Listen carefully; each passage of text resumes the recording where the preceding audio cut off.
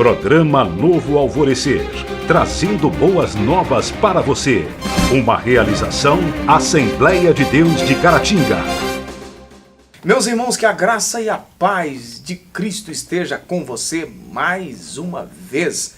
Esse é o seu programa de todas as noites aqui da região de Caratinga. Programa Novo Alvorecer, chegando para te abençoar no nome do Senhor Jesus. Você que me acompanha também pela internet em qualquer lugar do mundo, obrigado por nos prestigiar sempre. Esse programa é uma realização da Igreja Assembleia de Deus, Templo Central, Rua Princesa Isabel, 52, no centro da cidade de Caratinga, Minas Gerais. Hoje o nosso programa é com o conteúdo da lição de Escola Bíblica Dominical. Nós vamos a um intervalo rapidinho e eu volto já já com você.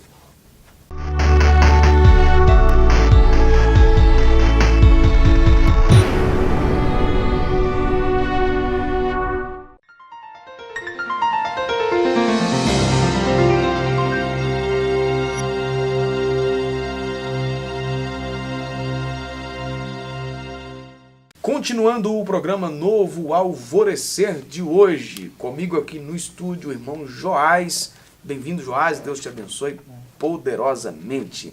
A lição que nós estaremos estudando hoje é a lição de número 3, ministrada nesse próximo domingo, dia 15 de julho de 2018. Os ministros do culto levítico é o tema da lição. O texto áureo é Números, capítulo 3 e versículo 45. Toma os levitas em lugar de todo primogênito entre os filhos de Israel e os animais dos levitas em lugar dos seus animais. Porquanto os levitas serão meus, eu sou o Senhor.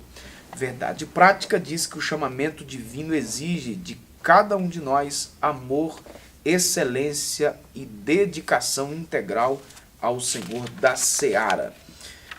O texto da leitura bíblica em classe, que é o texto que nós estaremos trabalhando, é Levítico capítulo 8, do versículo 1 até o versículo 13.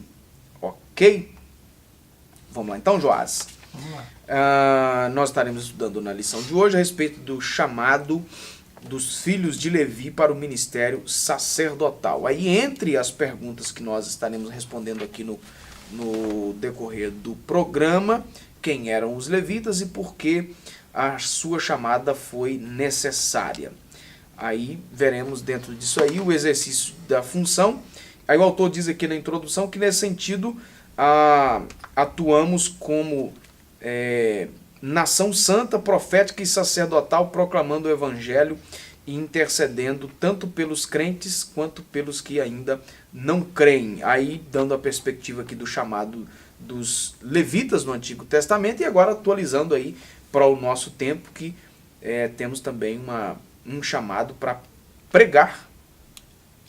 O chamado tanto de um quanto de outro é serviço. Uhum. Né? Os levitas foram chamados para servir no templo, né? ou no tabernáculo, ou no templo, né? Foram chamados para servir. E nós, enquanto igreja, fomos chamados para servir também na expansão do reino. Uhum. Né? Então, muita semelhança no... Como é que fica aquela ideia aí dos cantores levitas? E normalmente a gente ouve dizer isso aí. Que alguém canta, ele é levita, e aí? Eu não sei de onde saiu essa ideia, né? Mas levita é quem presta algum tipo de serviço, né? Na casa de Deus. Né? Especificamente, tá mais para um trabalho braçal, né? O diácono nesse sentido é levita. Né? Quem está ministrando a palavra é levita, quem está ensinando é levita. Né? E não há nenhuma informação de que os levitas cantavam. Pois é. Os cantores do templo escolhidos para os turnos eram levitas, né? Mas é porque eles trabalhavam no templo. No sentido de dizer assim que era um trabalho específico, né? Não, esse aqui a função dele é só cantar, não existe isso. Não, né? não. Parece que não. Certo. Então vamos lá. O nascimento de Levi, então, nós vamos voltar um pouquinho lá no Gênesis, né? Que aí tem a fala da mãe, né? De Lia. Gênesis 29, 34. Agora esta vez se ajuntará o meu marido comigo por 3 filhos que tenho lhe dado. Por isso a esposa desprezada, palavras aqui do autor, de Jacó, foi impulsionada a dar o nome de Levi ao seu 3º filho. É ligado, né? Ela achou que agora, sendo terceira vez que ela dava um filho, homem, né? Agora sim ela seria ligada ao marido, né? Porque ele não tinha o mesmo amor por Lia que ele tinha por Raquel, né? E ela, por isso ela deu o nome de Levi, que é ligar, né? Tem até uma piadazinha que fala que Jacó era analfabeto, né? Que ele amava Raquel e não lia. Não lia, né? É. Pois é. Então, nesse sentido de ligar, né? Levi é ligar. Aí os nomes que se davam nessa época aí, né, nesse período bíblico, tinha muito a ver com o estado da época, com o que estava acontecendo, acontecendo né? no momento, né? Certo. Vamos lá então. Aí nós temos o zelo dos levitas, pelo que inferimos no texto, sempre teve uma postura zelosa e conservadora em relação à honra da família. Haja visto o episódio envolvendo o abuso, né, de Diná. Sim, Diná saiu para... Ela está numa terra estranha, né? Um lugar novo. E ela saiu para olhar as filhas da terra. Né? Ver como que as mulheres de lá se comportavam, se vestiam. Né? Olhar com um olhar de curiosidade, né, para as filhas da terra. E lá alguém olhou para ela com a outra curiosidade e acabou sequestrando, né? E abusou dela e tal. Problemão, né? E Levi e um outro irmão, né, eles ficaram inflamados com aquilo e buscaram vingança, circuncidaram os homens todos, e no terceiro dia, quando a dor estava maior, eles pegaram a espada e mataram todo mundo, né, e deu uma confusão depois. Depois o pai deles resolveu a situação, eles foram buscar o Senhor, foram buscar a orientação do Senhor, e o Senhor interveio na situação, né, mas você vê ali o zelo, né, de Levi, né? Pela defesa da honra, né, familiar, né? Desonrar nossa irmã, né? Não pode fazer isso, né? E eles ficaram irados e resolveram, né, pelo zelo, eles resolveram partir para a ação, né? A outra coisa, que aí vem depois, em seguida, a vocação sacerdotal. Não foi sem motivo que o Senhor escolheu a tribo de Levi como berço de Moisés e Arão. De um lar tão piedoso saíram homens e mulheres de comprovada piedade. Aliás, tinha o Senhor uma aliança particular com Levi e sua descendência. A gente vai ver isso em Malaquias 2, 4 e 5, não é? Tendo esse caráter santo e distintivo a tribo de Levi, então aprove o Senhor separá-los para o sacerdócio, que aí é o texto de Números 3 e 45, que é o verso que eu já citei aqui na introdução do programa, que é o textual. E aí então, nesse processo, o Senhor apresentou os levitas como resgate de toda a nação de Israel. Sim, porque por esse zelo que eles tinham, né, pelas coisas sagradas, né, e esse cuidado, esse amor que eles tinham pelos irmãos judeus, né? A tribo de Levi é a mais zelosa e a mais amorosa, né? A mais piedosa, nos termos aqui do comentarista. Né? Você vê no episódio dos bezerros de ouro mesmo, né? A atitude da tribo de Levi foi diferente da atitude dos outros. Né?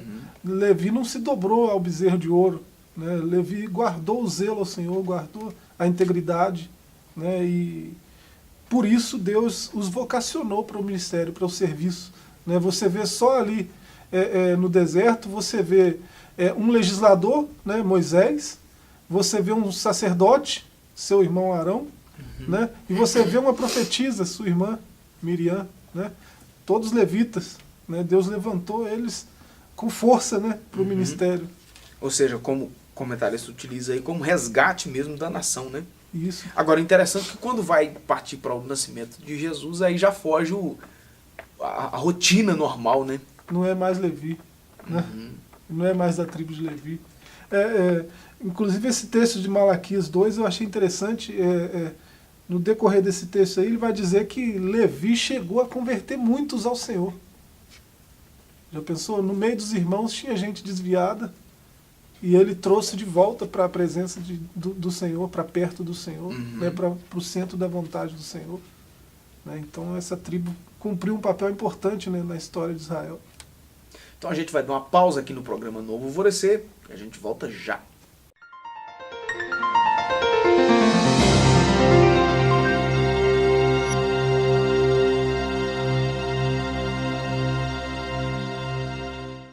Continuando o programa Novo Alvorecer de hoje, agora para o segundo tópico da nossa lição, sumo sacerdote. O autor coloca aí que era desse, então, a função principal, né? Representante do culto divino no Antigo Testamento. Assim, duplamente separado, tinha condições de apresentar-se como a maior autoridade espiritual da nação. Aí já no finalzinho desse subtópico aí, constituído a favor dos homens nas coisas concernentes ao Altíssimo, o sumo sacerdote oferecia sacrifício pelos pecados do povo. Primeiro, os descendentes de Arão, né, os levitas, eles eram uma espécie de substitutos dos primogênitos judaicos, né? Quando eles saíram do Egito, teve aquela situação da Páscoa, né? Que o Senhor matou os primogênitos dos egípcios e poupou os judeus, né?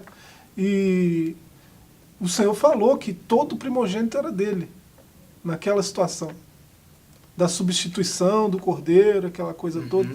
E como todo primogênito é dele, né? Todo primogênito, primeiro nascido, deve ser consagrado ao Senhor, consagrado ao serviço do Senhor. E por causa daquele zelo, por causa daquelas atitudes da tribo de Levi, né, Deus enxergou naquela tribo o ideal de sacerdócio. Aí, agora, quem tem um primogênito e é de outra tribo, ele pode resgatar o primogênito. Ele paga uma quantia ao sacerdote e resgata o primogênito. Né? Ele não fica lá no templo. Agora, quem é da tribo de Levi vai ficar sempre no templo. É um sacerdócio perpétuo. Né? Os filhos de Arão vão ficar sempre no templo. Mas aí não era eles não têm nem porção aí na não terra. eram só os primogênitos. Sim, os filhos de Levi todos ficavam substituindo aqueles primogênitos que deveriam ficar. Né? Eles dizendo assim, que da tribo de Levi não eram só os primogênitos. Todos os filhos de Levi ficavam no templo para servir ao Senhor. Né? Aí tem no finalzinho aí o que eu já li, mas eu vou recitar novamente aí para a gente comentar. Constituído a favor dos homens nas coisas concernentes ao Altíssimo, o sumo sacerdote oferecia sacrifícios pelos pecados do povo, ou seja, ele era quem fazia aquela intermediação entre o pecador arrependido e Deus. Isso, ele que fazia a ponte, né? Ele que fazia a comunicação entre Deus e o povo e Deus. Certo. Né? E aí, hoje como que fica? Jesus já fez, né? Hoje tem só um intermediador entre Deus e os homens, é Jesus Cristo. Né? O Deus homem, né? O Deus que se encarnou. Ele já fez ele já faz sempre essa intermediação. Né? Não precisa mais desse papel do sacerdócio, do sacerdote que faz essa intermediação. O sacerdote não tem mais esse papel. Né? Aí hoje Jesus seria a função sacerdotal, hoje uma função de orientação. Isso, mais pedagógica, né? Uma função mais pedagógica. De discipular, né? É o que Jesus mesmo disse aos discípulos, né? E de fazer discípulos. Certo. Vamos lá então. A outra coisa, o Senhor ungiu a fim de dignificá-lo como ministro extraordinário do culto divino. Sob essa unção, então, teria condições de tornar a nação israelita propícia diante do Santíssimo Deus. Aí o que é tornar a nação propícia? Aquilo que a gente falou parece na primeira lição aqui, né? Esse Deus é um Deus santo, né? No texto bíblico vai até dizer que ele é fogo consumidor, né? Então, algo que não é santo, chegar perto dele é destruído na hora. Né? Fogo consumidor nesse sentido de consumir, de destruir mesmo. Então, como é que alguém que é pecador vai se chegar a esse Deus que é santo? Aí entra o sacerdote. Né? É alguém que o próprio Deus santo escolheu para santificar. Né? Ele tem santo ao Senhor, santificado ao Senhor, né? Na testa dele. Né? Porque foi o próprio Senhor que separou. Então agora esse povo tem condições de se achegar diante desse Deus santo. Agora ele está qualificado para se comunicar com esse Deus santo. Né? Aí, nesse sentido aí. Certo. Uma outra ideia aqui, que vitaliciedade do sumo sacerdote está patente na história da família de Arão, ou seja, não sairia dela, né? Todavia, no tempo do Novo Testamento, isso já não é mais observado, conforme se lê em João, capítulo 11. Ao que tudo indica, havia um rodízio entre os principais membros da família de Arão. Aí Lucas 3 e 2. Fazia um sorteio, né?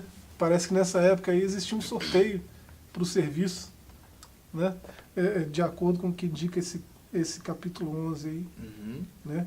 Então, era para ser vitalício, mas já nos tempos de Jesus isso já não estava mais vigorando. Né? Há uma notícia recente aí, recente que eu digo assim, né? Em relação ao texto, né? Há notícias aí de últimos anos aí de ajuntamento de descendentes da tribo de Levi para voltar aos sacrifícios, a questão do templo, né? Que a gente sabe aí que é uma... Dentro da nossa linha de interpretação que nós... Dentro da nossa linha, não, que a linha não é nossa, né? Dentro da linha que nós acreditamos aí, numa questão escatológica, há uma... já tem levitas sendo treinados lá. Se você entrar no site, né, do Instituto do Templo, você vê lá o treinamento deles. Eles estão... Já tem até uma novilha vermelha lá, que eles estão estudando para ver se é uma oferta plausível, né? Para ver se ela não tem defeito, coisas do tipo. E já tem levitas, jovens, moços levitas sendo treinados para o serviço no templo. O templo já está praticamente pronto para, caso Israel recupere aquele território, né? Tirar aquela mesquita de lá e colocar o templo no lugar, voltar ao sacrifício, coisas do tipo. Se esbarrariam com certeza em órgãos de defesa dos animais aí, né? Também, né? Certamente. Né? Certamente. Essa implicância que tem com Israel, né, mundial, né, certamente ia aparecer coisa do tipo. Certamente. A outra coisa que, apesar da importância do cargo, o sumo sacerdote era considerado infalível. Nem estava acima, não estava acima da lei de Deus. Sua obrigação era servir o altar e preservar-se puro, a fim de que o nome do Senhor fosse exaltado. Então, eu achei interessante essa frase aqui. Além da importância do cargo, ele não era considerado infalível, ou seja, estava sujeito a falhas. Diferente de determinado, né, eu vou colocar no singular aqui, segmento religioso que coloca uma liderança infalível, né? Se olhar para alguém de carne e osso e dizer que esse alguém é infalível, né, só teve né? É meio difícil de compreender nos termos. Se explica esses termos, né? Alguém que é meio curioso em teologia aí, acaba entendendo do que se trata esse infalível, né? Mas assim, grosso modo, é estranho você olhar apontar para alguém de carne e osso e falar é infalível. Ou seja, que não está sujeito a falhar, não falha, a falhas, como né? assim? Né? Não é humano, não é carne. A Bíblia só diz, a Bíblia diz que teve um apenas, né? Assim. Ele não falhou em nada, né? Foi Jesus, né? Em tudo foi tentado, mas não abriu a sua boca. Tanto é que o sacerdote lá, a gente viu isso em outros trimestres aí, né? Principalmente de Hebreus lá, né? O sacerdote, ele tanto não era infalível que ele, antes de oferecer sacrifício pelo povo, pela nação, oferecia por si era mesmo. O dele, né? Antes era o sacrifício pelo pecado dele. Também essa história aí, pra gente fechando aqui o tópico, a história também da corda amarrada na cintura, não tem isso no texto, né, Joás? Não existe. É comum a gente ouvir isso por aí, né? É uma tradição que nem é tão divulgada assim, né? Que vai mostrar essa situação do sacerdote amarrado para entrar no Santo dos Santos. Né? Alguém prega isso por aí, mas foi uma alguém tradição criada. Alguém fala como verdade. Né? Como se fosse algo de um ensino bíblico, né? Na verdade foi uma tradição aí do período interbíblico e tal, né? Isso lá... Né, os Macabeus, né? Isso. 300, 400 antes de Cristo. Né? Nesse período aí. Certo. Ok, a gente vai dar mais uma pausa aqui no programa Novo Alvorecer e a gente volta para finalizarmos o nosso bate-papo de hoje.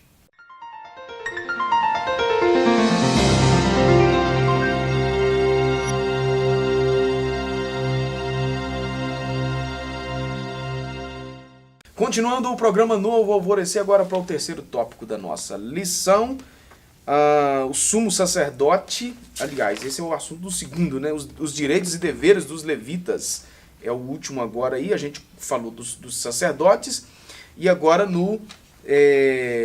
sobre os levitas. Primeira coisa, viver no altar, já que os sacerdotes dedicavam-se ao ministério do altar, desse mesmo altar deveriam viver.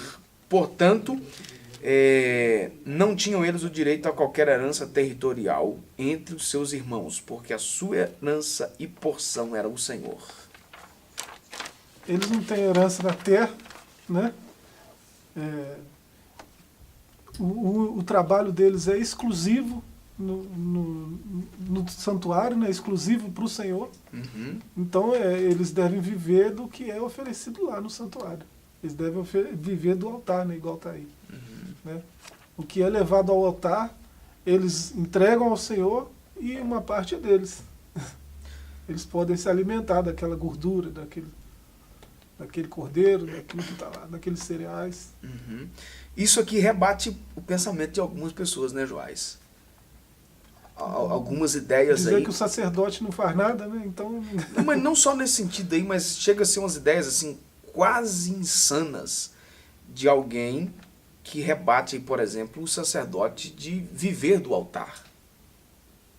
É estranho, né, esse tipo de rebate, né? Em outras palavras, Jesus falou no Novo Testamento que digno O obreiro, é o obreiro.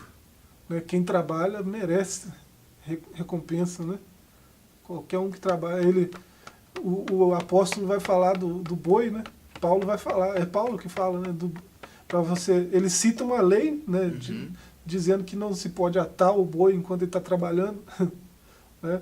Ele está trabalhando, arando a terra, então o que está lá na terra é dele, ele tem direito de se alimentar daquilo. Uhum. Né? Certo. Diferente também, né, Joás? Aí são extremos, né? A gente precisa encontrar um ponto de equilíbrio aí, diferente também de se tornar milionário do altar. Não é isso que o texto está dizendo.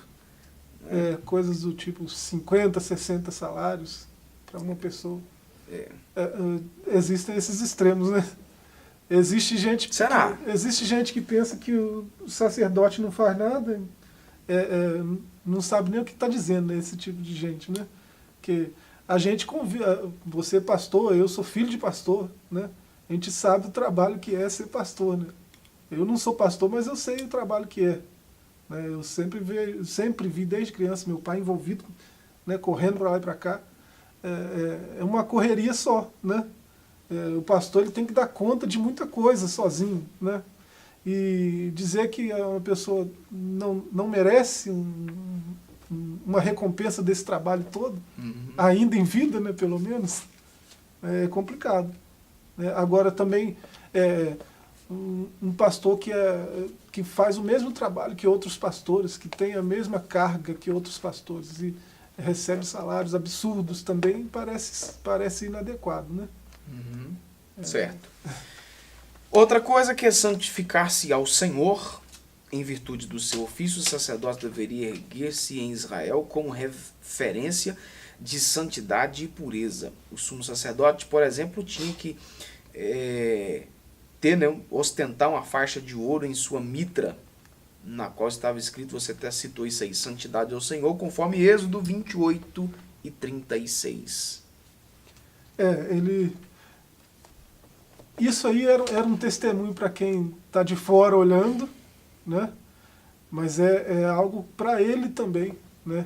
O tempo todo tem que ficar claro que ele é separado, que ele é consagrado ao Senhor, que ele é santo, né?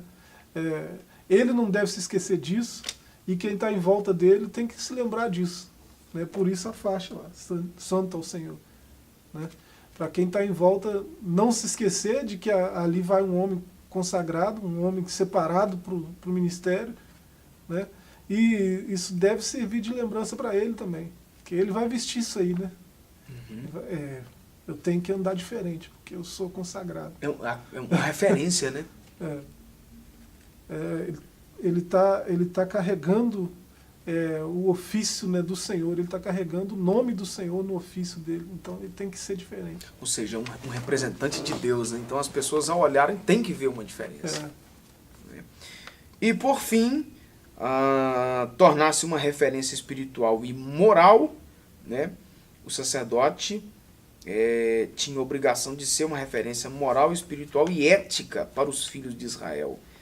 Aí a recomendação do autor: andemos, pois, em santidade e pureza diante do Senhor, pois ele continua a exigir santidade ao seu povo. Primeira carta de Pedro, capítulo 1 e versículo 15. Você vê que Deus não tolerou, né? Durante a história toda, Deus não tolerou condutas diferentes dessa. Ética, moral, né? Conduta santa, né? Diferenciado, né? O sacerdote que lhe falta ética, lhe falta moral, né? O próprio Senhor vai cuidar dele, né? E você vê na história bíblica isso acontecendo, né? O Senhor não tolerava. Até no sacrifício, alguém vai oferecer um sacrifício, mas é fogo estranho. Que é isso? O que o texto quer dizer com fogo estranho? Né? É alguém que devia estar de um jeito, devia ter uma postura e teve uma postura diferente daquela que devia ter. Deus não tolerou, né? Deus puniu esse tipo de conduta. Certo. Ok, mais alguma coisa a acrescentar aí? E dizer para nós que temos que ter essa postura, né, Joás? Continua valendo, né? O Deus é o mesmo, né? Não mudou, né? Existe aquela coisa, agora é o tempo da graça, né? Então tá valendo tudo. Eu posso andar de qualquer jeito, eu posso ter qualquer tipo de postura, eu posso me portar de qualquer maneira, falar de qualquer maneira, agir de qualquer maneira, né? A gente esquece que nosso Deus é um Deus santo, né? E Ele ainda exige de nós santidade, né? Então se a gente tiver a oportunidade de mudar certas posturas, a gente deve fazê-lo, né? E buscar isso, né? Buscar essa santidade aí. Viver condizente com alguém que realmente foi alcançado pela graça, né? Tá certo. Obrigado, Joás. Deus te abençoe. Amém. Poderosamente. Você de casa também, a nossa gratidão por ter nos acompanhado mais uma vez. Fique na graça e na paz. Programa Novo Alvorecer, trazendo boas novas para você. Uma realização Assembleia de Deus de Caratinga.